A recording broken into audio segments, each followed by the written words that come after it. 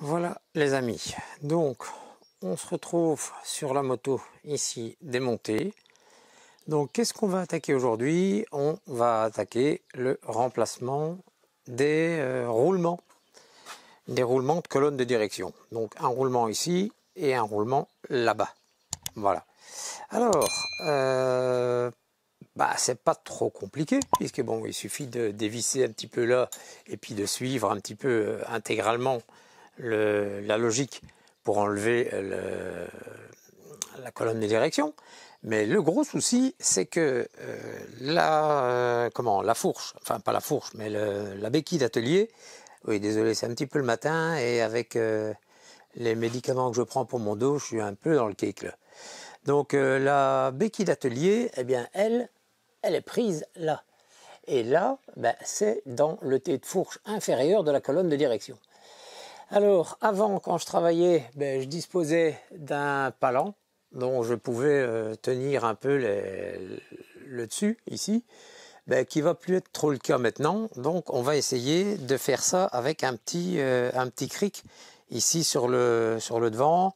Oui, bonjour. Oui, petit toutou qui vient dire bonjour. Donc, il vous dit bonjour. Donc, on va essayer de faire ça avec un petit cric sur le devant.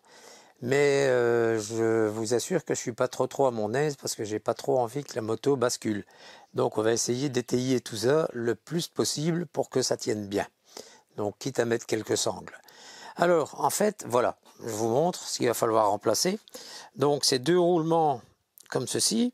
Donc deux roulements coniques. Hein. Donc je vais vous montrer, il y en a sûrement un qui a des billes plates.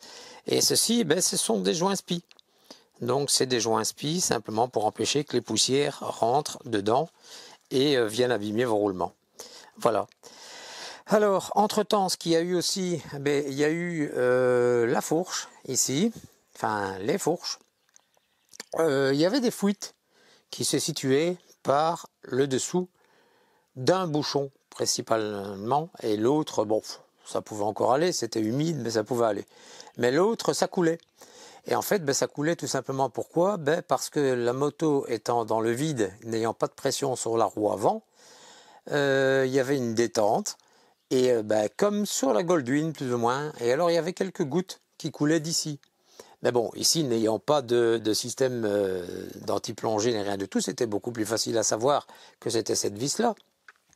Donc évidemment, pour aller remplacer le joint là, il faut vidanger la fourche.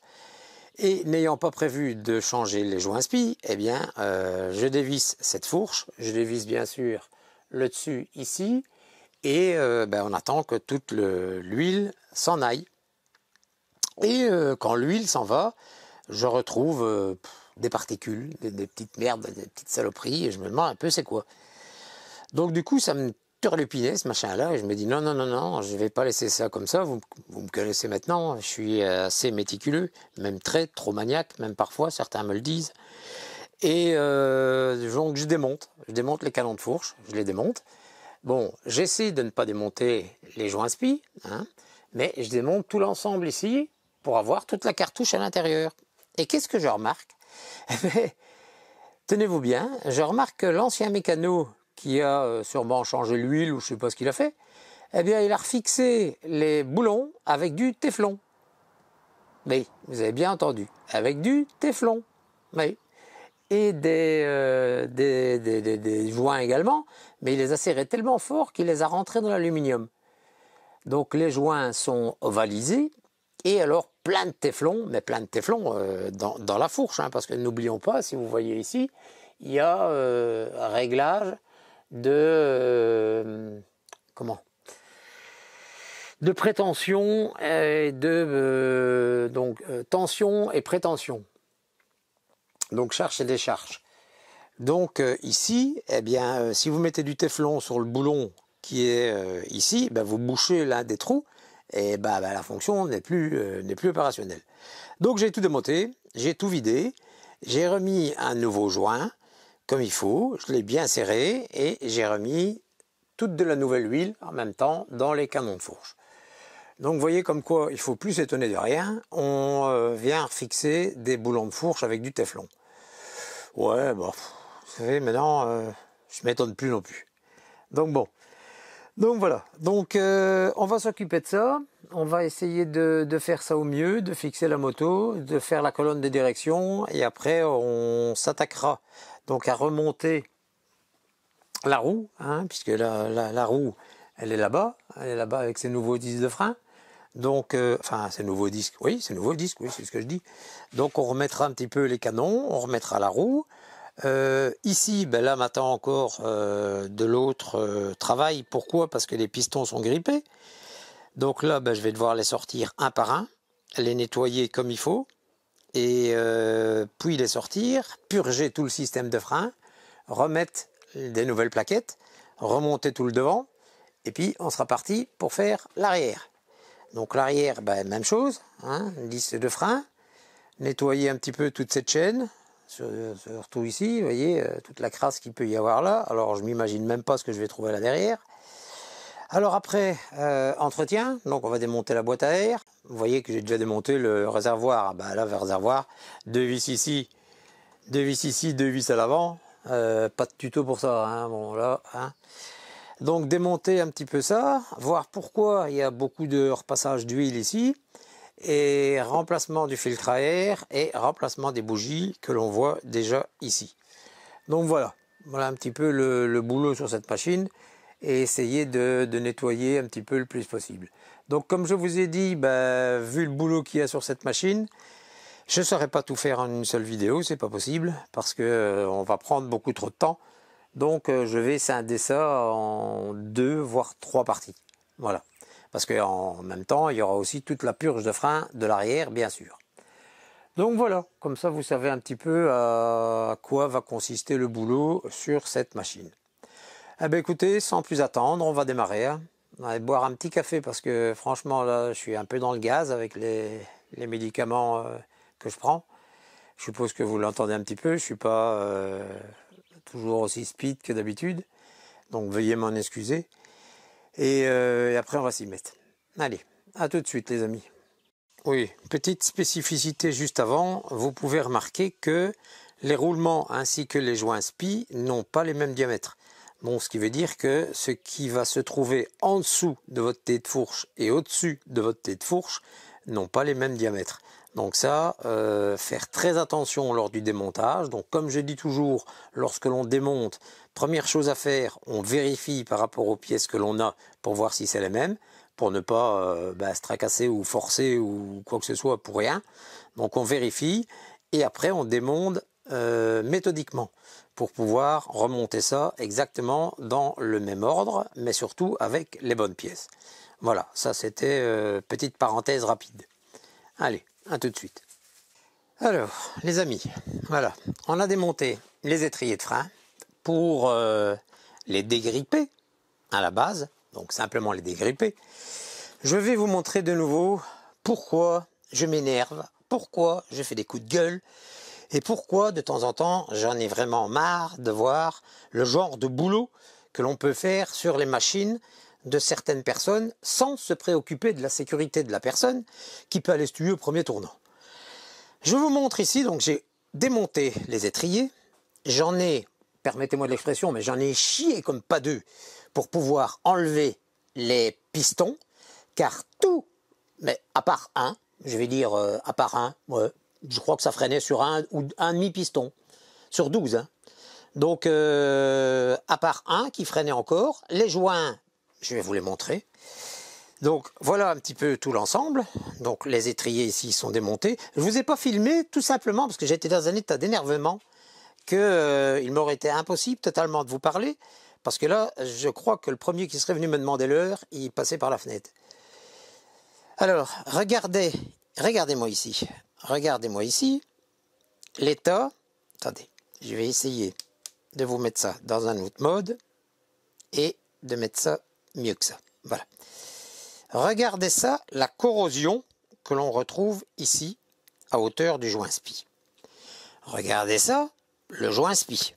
Le joint SPI, c'est de l'alu, hein, tellement il est dur. Hein. Les pistons, lève là. Les pistons, lève là. Ils sont remplis de merde. Ils sont remplis de choses qui sont collées dessus. Alors que normalement, je vous rappelle, un piston doit être comme ça. Hein. Tout votre piston doit être comme ça. Hein. Donc il doit absolument être comme ça, votre piston. Attendez, je vais changer un petit peu le réglage, sinon vous verrez tout flou. Donc tout doit être comme ça. Ici, c'est le carnage. Voilà. Alors, de nouveau, chez Honda, pourquoi faire simple quand on peut faire compliqué? Il y a 12 pistons, mais il y en a 4 différents. Je prends celui-là, regardez, il va bien dans son emplacement, et hop, il ne va pas dans l'autre. Donc, vous m'expliquerez le pourquoi, parce que là, j'ai pas pigé non plus. Donc, tous les joints sont morts, sont déchiquetés, complètement déchiquetés. Alors, le petit malin, ah ben, il a été me fixer le purgeur avec du téflon. Bah, c'est ce qui est plus normal, hein. Pourquoi pas, hein? Moi, j'aurais mis un chewing-gum, ça aurait tenu mieux. Donc, les joints, voilà, les joints sont cassés, tout est foutu. Regardez-moi ça, ici, les coups qu'on peut retrouver dans les pistons.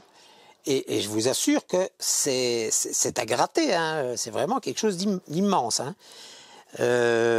En poussant avec l'hydraulique, ça a été juste. J'ai dû monter au pneumatique à hauteur de 12-15 bars pour pouvoir essayer de les faire bouger un petit peu, un par un, en mettant des... allez, aidez-moi. Ce que les menuisiers servent pour serrer les pièces, des serre-joints, voilà. Parce qu'évidemment, quand vous poussez, ben, comme il y en a 6, ben, il y en a un qui va sortir et les autres ne bougent pas.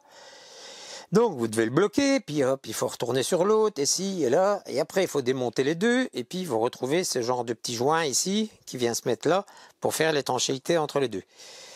Donc je vous dis pas la merde, parce que là, je suis obligé de nouveau de recommander tous des nouveaux joints. Les pistons, ben, j'espère pouvoir les revoir, hein, parce que les sièges aussi, on va tout s'atteler à nettoyer tout ça. Mais au début, j'étais pas parti, absolument pas pour tout ça, hein, ni même la fourche.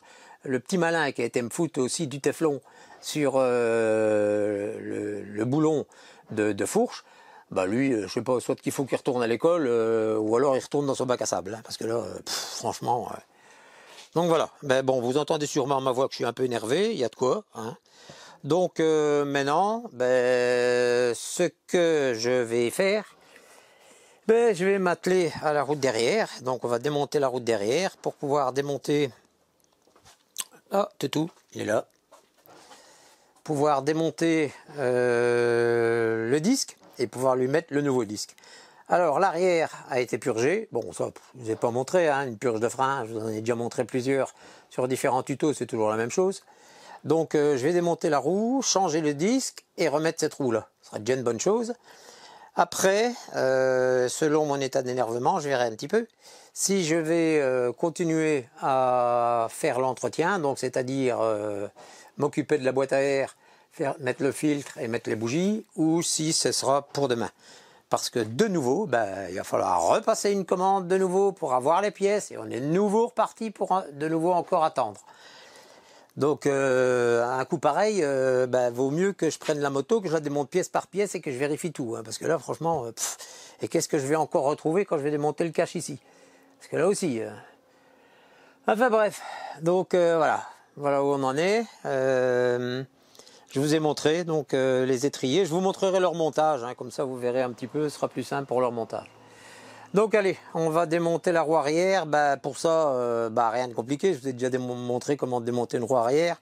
On enlève la goupille ici, on dévisse l'écrou qui est là, on dévisse les tendeurs qui sont ici, on rapproche la roue, on désengage la chaîne. Et puis on tire l'axe à travers tout. Et puis normalement, on s'est tiré la roue à nous. Et là, je vous montrerai pour le changement de disque. Allez les amis, à tout de suite. Dis au revoir à Toutou. Toutou, Lady. Voilà. Allez, à tantôt. Les amis, vous me croyez si je vous dis que c'est pas terminé?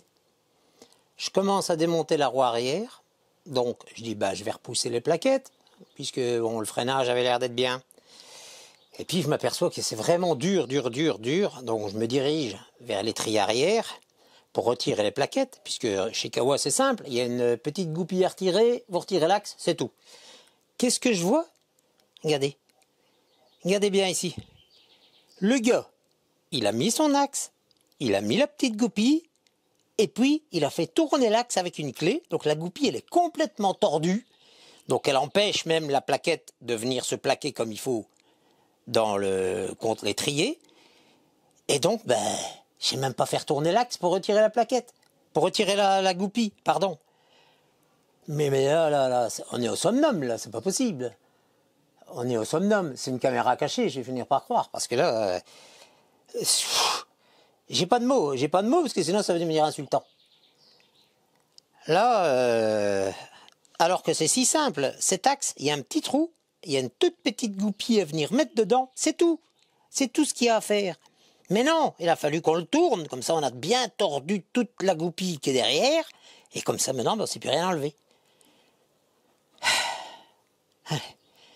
Je crois que je vais prendre 2 calmants, je vais boire un petit coup, me reposer 5 minutes, puis je vais continuer. Allez, à tout de suite les amis. Et vous ne marrez pas trop sur mon dos, hein. À tout de suite. Salut. Voilà les amis, donc on se retrouve sur la route derrière. Donc j'ai déjà dévissé ici le disque. Donc vous voyez qu'il est bien entamé. Hein. Alors bah, pour ça, péteuse, hein, on va pas chipoter. Alors on nettoie comme il faut l'embase où il va venir se mettre. Bon, faut pas que ça blinque non plus. C'est pas un plan de joint. Hein. Mais bon, vous enlevez toutes les saloperies qu'il peuvent y avoir pour que votre disque vienne bien se plaquer, bien droit quand vous allez venir mettre le nouveau. Pas de graisse, je le répète, ça ne se fixe pas à la graisse, par contre ça se fixe au frein filet. Vous pouvez remarquer qu'il y en a déjà dans le fond. Là, malheureusement, je ne sais pas aller le retirer. Voilà.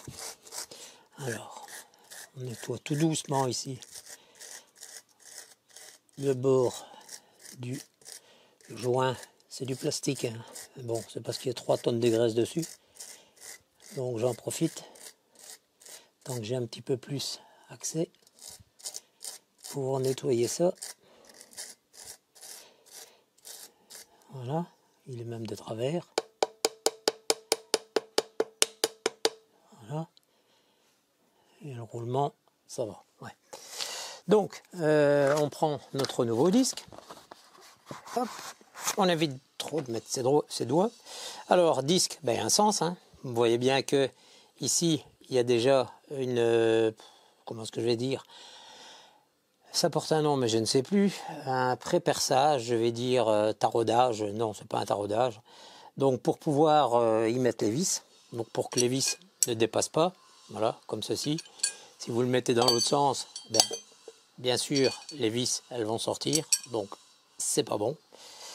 Donc, ça se met comme ceci. Voilà, ça se met pile poil dedans. Les vis, eh bien, moi, je vais les frotter un petit peu pour qu'elles soient un peu plus belles. Parce que bon, tant qu'à remettre quelque chose de nouveau, bah, pourquoi pas nettoyer un peu les vis, ça fait pas de tort. Voilà. Hop, on a une.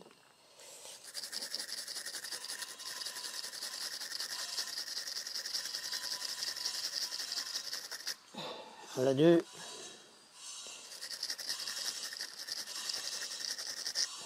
Voilà 3.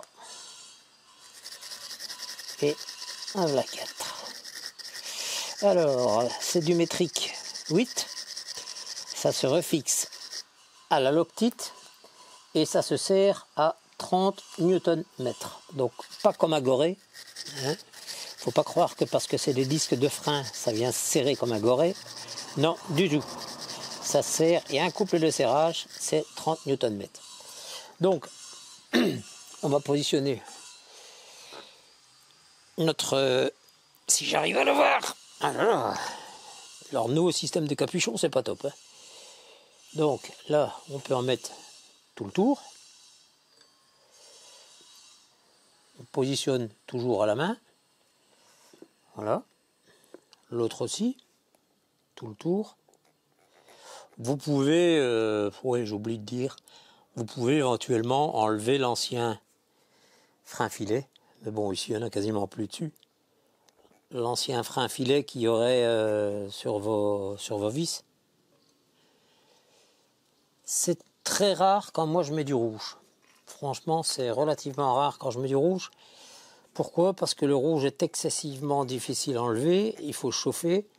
Et j'aime pas trop parce que quand on chauffe, les pièces qui sont juste à côté se déforment. Donc ça, je n'aime pas. Alors, je prends la péteuse, non pour serrer, simplement pour mettre contre. Donc ici, j'ai bien serré à la main d'abord. Hein, pour, oui, si je ne mets pas l'embout, ça va moins bien. Donc c'est du 6. Voilà, je mets contre.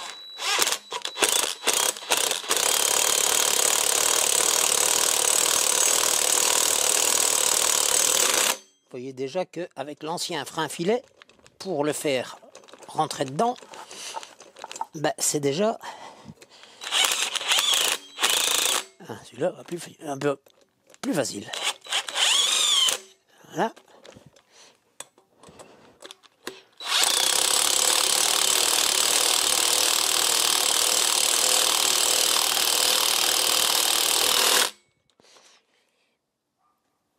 Oui, mais ma machine est mise sur minimum aussi, d'accord. Donc, on reprend notre petit embout. Voilà, on a réglé notre clé dynamométrique sur 30 newtons et on règle ça, on va serrer ça sur 30 newtons. Vous voyez que c'est pas serré. Hein.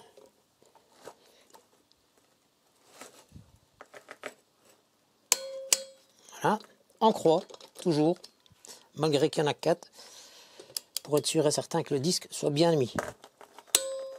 Voilà.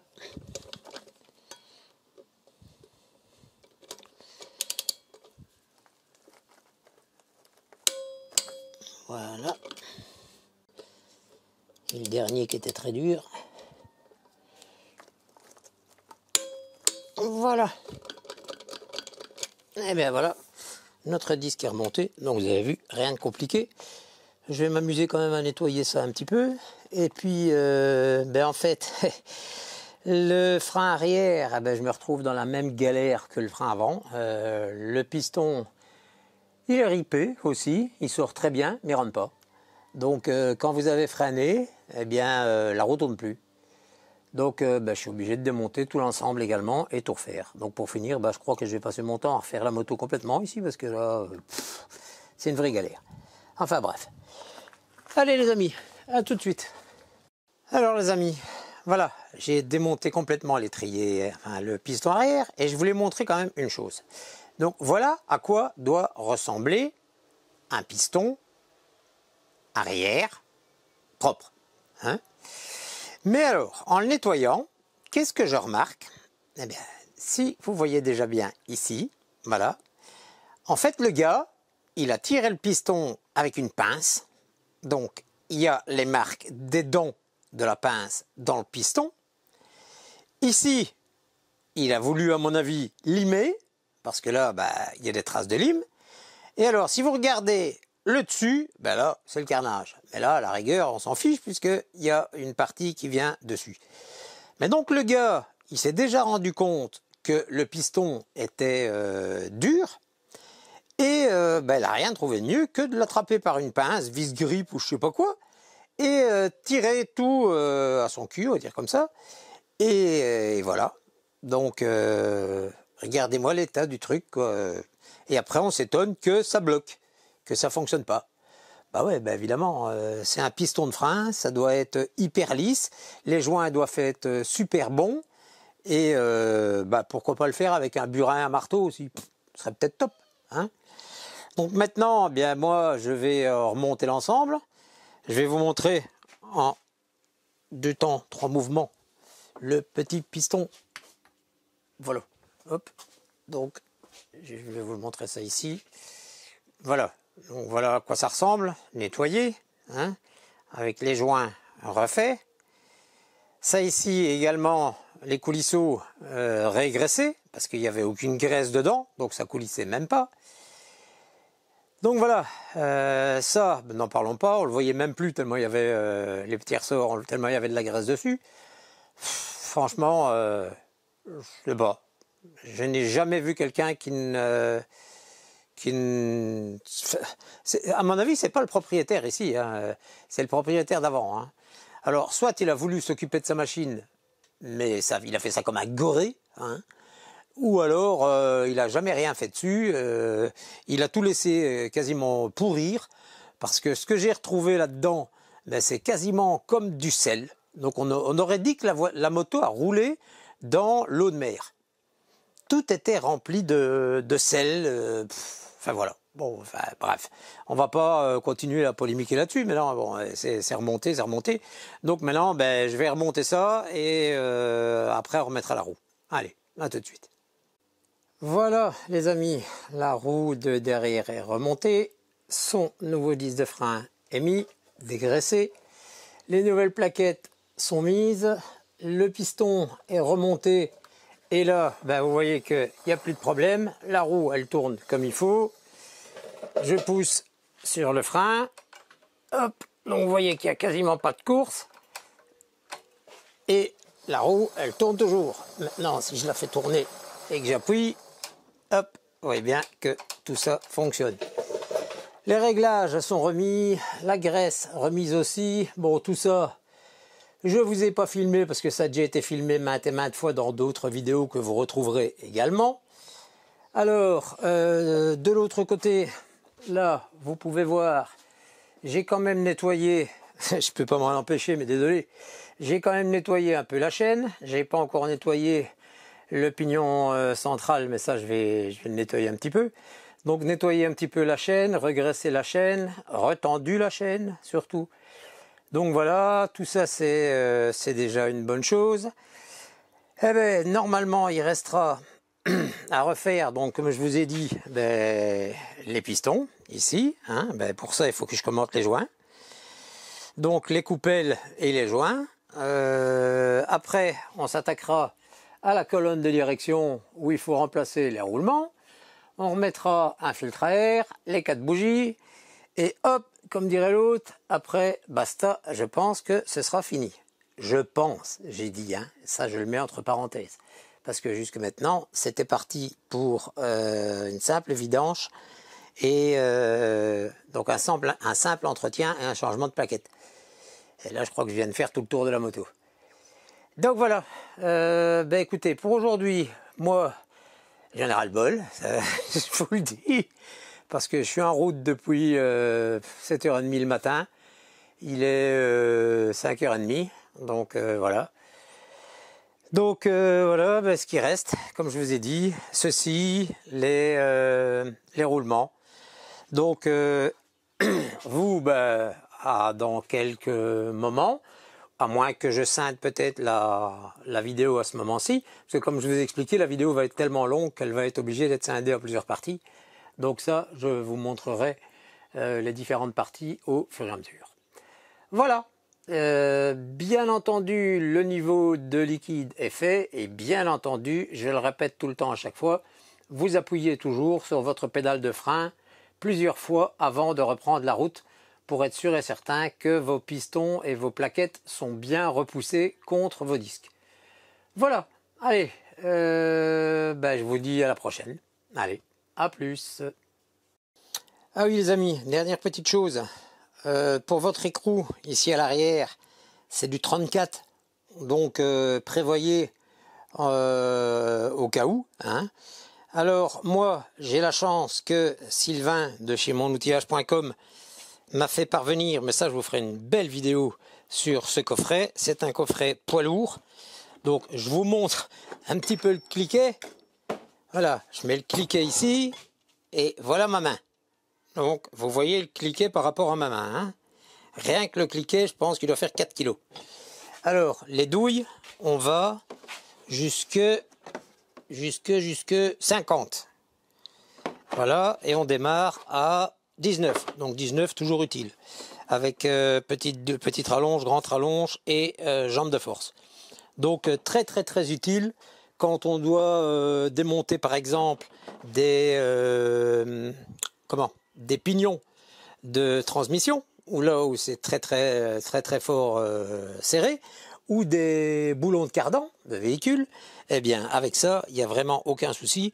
Vous prenez votre bras de force, pas le racagnac, hein, donc pas le cliquet, vous prenez votre bras de force, vous pouvez mettre un tube dessus et vous pouvez y aller franco, il n'y a pas de problème. Je vous ferai une belle petite vidéo sur ce coffret. D'ailleurs, il y a d'autres petites choses qu'il faudra que je vous présente également. Voilà, allez, à la prochaine les amis. Ciao, ciao.